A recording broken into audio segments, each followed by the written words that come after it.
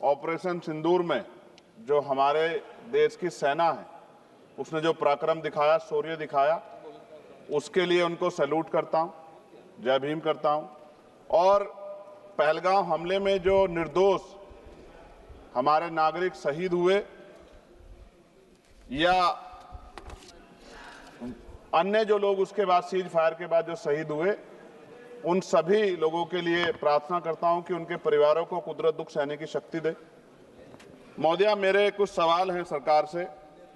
क्या सरकार यह स्पष्ट कर सकती है कि आतंकियों को भारत क्षेत्र में प्रवेश और पहलगाम जैसे पर्यटन स्थल पर पहुंचने में किसने मदद की?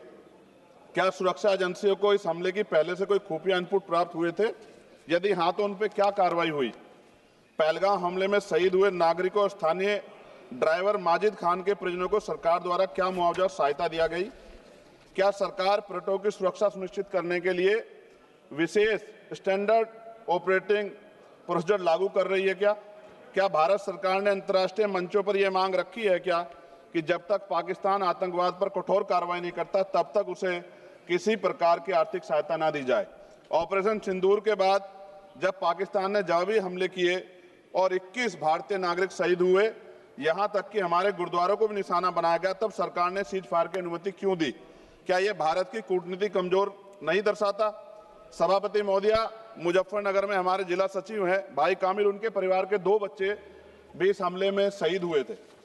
क्या सरकार ये मानती है कि टीआरएफ द्वारा इस हमले में खासतौर पर हिंदू पर्यटकों को निशाना बनाना भारत में सांप्रदायिक द्वेष को बढ़ावा देने का प्रयास था? यदि हां, तो इसे रोकने हेतु सरकार ने क्या रणनीति बनाई?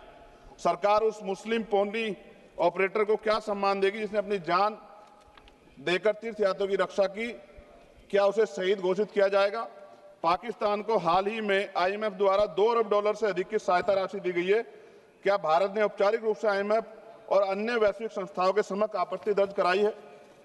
क्या सरकार ने जांचा है कि आईएमएफ या अन्य विदेशी मदद का कोई हिस्सा आतंकवादी गतिविधियों में उपयोग तो नहीं हो रहा है? क्या सरकार ये स्वीकार करती है कि पहलगाम हमले में खुफिया तंत्र पूरी तरह विफल रहा है? यदि हां, तो कौन जिम्मेदार है और उसके विरुद्ध क्या कार्रवाई होगी? क्या सरकार स्पष्ट कर सकती है इतने भारी सुरक्षा प्रबंधों के बावजूद टीआरएफ जैसे आतंकवादी संगठन के सदस्य भारत में प्रवेश कैसे कर जाते हैं? क्या सरकार ये बताएगी पहलगाम जैसे संवेदनशील क्षेत्र में सुरक्षा समीक्षा अंतिम बार कब की गई थी और उसमें क्या कमियां चिन्हित की गई थी? प्रधानमंत्री जी ने इस हमले के बाद पहलगाम का दौरा क्यों नहीं किया जबकि देश भर में भावनात्मक उबाल था? क्या सरकार ने शहीद हुए नागरिकों के परिजनों को आर्थिक मदद व स्थायी सहायता प्रदान की? यदि हां, तो उसका विवरण सदन में प्रस्तुत करें। महोदया, सरकार के लोग सेना के सम्मान की बात करते हैं। इस घटना के बाद सेना के जवान अमरनाथ यात्रा की ड्यूटी पर जा रहे थे, ऐसी रेल दी गई उनको जिसकी हालत बड़ी खराब थी। सेना के जवानों ने मना कर दिया कि हम इस रेल में नहीं बैठेंगे। 4 दिन बाद बदलनी पड़ी।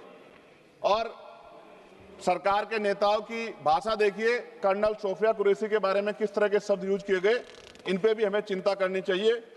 देश की सेना के लिए मेरी मांग है महोदया कि सेना और अर्धसैनिक बलों के वेतन को टैक्स मुक्त किया जाए, बैटल ऑफ ऑनर से सम्मानित, क्योंकि ये इस समय ऐसा विषय चल रहा है कि देश की सेना पे हमें गौरव है, गर्व है, लेकिन जिस तरह से आतंकवादी गतिविधियां बढ़ी है, मेरी मांग है कि बैटल ऑफ ऑनर से सम्मानित चमार रेजिमेंट को बहाल किया जाए, Gurjar regiment, Mehtar regiment, Yadav regiment बनाए जाए, क्योंकि देश का जो किसान का मेरा उसके अंदर देश का जो गांव में रहने वाला जो व्यक्ति है उसके अंदर देश प्रेम का जज्बा बहुत जबरदस्त है। अगर इनको मौका मिलेगा तो शायद पाकिस्तान छोड़िए, चाइना की हिम्मत भी नहीं होगी कि हमारे देश की तरफ आंख उठा के देख ले। महोदया, बाबा साहब अंबेडकर कहते थे हम प्रथम और अंत्य भारतीय हैं। भारत की आन पे जब आंच आती है तो जिस तरह इस बार प्रदर्शन हुआ, एकजुट रहा देश, सारा विपक्ष हो पक्ष हो सब एकजुट रहे, ऐसे हमें एकजुट रहना चाहिए। अगर हम एकजुट रहेंगे तभी हम आतंकवादियों से लड़ पाएंगे। महोदया, 1965, 71, 1999 के युद्ध में किसी भी अरब देश ने पाकिस्तान का साथ नहीं दिया था, लेकिन आज एक भी अरब कंट्री हमारे फेवर में नहीं खड़ी। क्या हमें अपनी फॉरेन पॉलिसी पर नहीं सोचना चाहिए कि ऐसा क्या हो गया कि हमारी राजनीतिक जो भारतीय की लोकल राजनीति है, इसके चक्कर में क्या हमारी फॉरेन पॉलिसी या हमारे मित्रों को के मन में पीड़ा तो नहीं पहुंच रही है? पाकिस्तान ने कहा और आपने मान लिया, और आपने सीज फायर का आज रक्षा मंत्री जी को मैंने सुना, उन्होंने कहा भाई, उन्होंने कहा कि महाराज हाथ जोड़ते हैं, छोड़ो। उन्होंने कहा और आपने मान लिया, लेकिन फिर उसके बाद 10 तारीख को दोबारा से जो है ड्रोन उड़े और 15 लोग शहीद हुए, 43 लोग घायल हुए। हम अपने आम नागरिकों को क्यों, जबकि मान रहे हैं, मैंने रक्षा मंत्री जी को सुना, वो कह रहे हैं कि ऑपरेशन सिंदूर खत्म नहीं हुआ, ये रोका गया, इसका मतलब हमें खतरा है कि दोबारा भी हमला हो सकता है, पाकिस्तान अपनी हरकतों से बाज नहीं आ रहा। तो हम अपने आम नागरिकों को और सेना के जवानों के जीवन को खतरे में क्यों डाल रहे हैं भविष्य में? क्या हमें इसके पुख्ता और परमानेंट इंतजाम नहीं करने चाहिए? जैसे अगर सरकार को, मैंने कई बार सुना सरकार के लोग अखंड भारत की बात करते हैं, इससे अच्छा मौका आपको काम मिलता।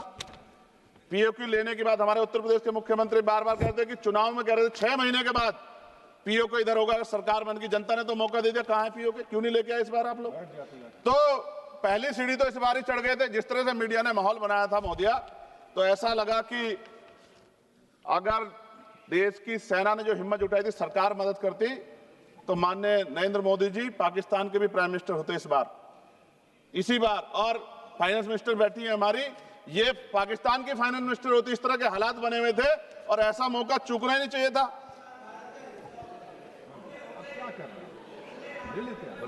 ले लेते, इससे अच्छा मौका किसे कैसे मिलता? पूरा देश एकजुट था। मोदी, मैं खत्म करूंगा, पूरा देश एकजुट था, इससे अच्छा मौका कहां था?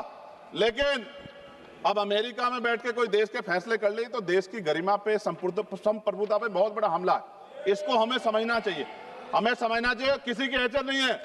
भारत दुनिया में इकलौता ऐसा देश है जिसका कोई मुकाबला नहीं कर सकता है। यहाँ का 140 करोड़ देशवासी एकजुट खड़ा है और सबको जवाब दे सकता है। मोदी, आज खत्म करते हुए कहूंगा, अमरनाथ की यात्रा आ रही है अगस्त के फर्स्ट वीक में, चल भी रही है, नहीं चल रही। अनुराग भाई, आपको बोलने का मौका नहीं दिया, आप ये नाराजगी मेरे ऊपर मत उतारो। आप लड़ो ना उनसे, आप लड़ो चेयर से, मुझे काहे को करना। खत्म हो रही है अमरनाथ की यात्रा, खत्म होने वाले, सुरक्षा के पुख्ता इंतजाम होने चाहिए और दोबारा ऐसी कोई घटना ना हो। लेकिन अंत में महोदय मैं कहूंगा, आम लोगों की जान भी गई, क्या सरकार ने उन परिवारों को मुआवजा दिया है? क्या उनके जीवन का कोई मूल्य नहीं? जिन्होंने अपने परिवार खोए, जिन्होंने अपना घर का बेटा, पति, घर का कमाने वाला खो दिया, उनका भी तो अधिकार बैठता है। सरकार ने क्या मुआवजा दिया, इस बात की जानकारी भी सरकार को पटल पर रखनी चाहिए, सामने रखनी चाहिए। और अंत में मैं धन्यवाद दूंगा भारतीय सेना को और भारत के का जो प्यार है कि पाकिस्तान और आतंकवादियों के भरसक प्रयास था कि यहां सांप्रदायिकता का माहौल बन जाए, लेकिन देशवासियों ने समझदारी दिखाई।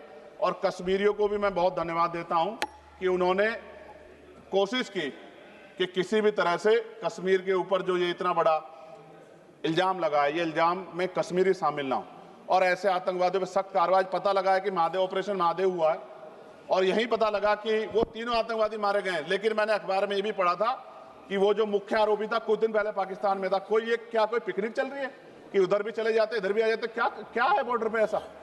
ये बताना चाहिए ना देश को।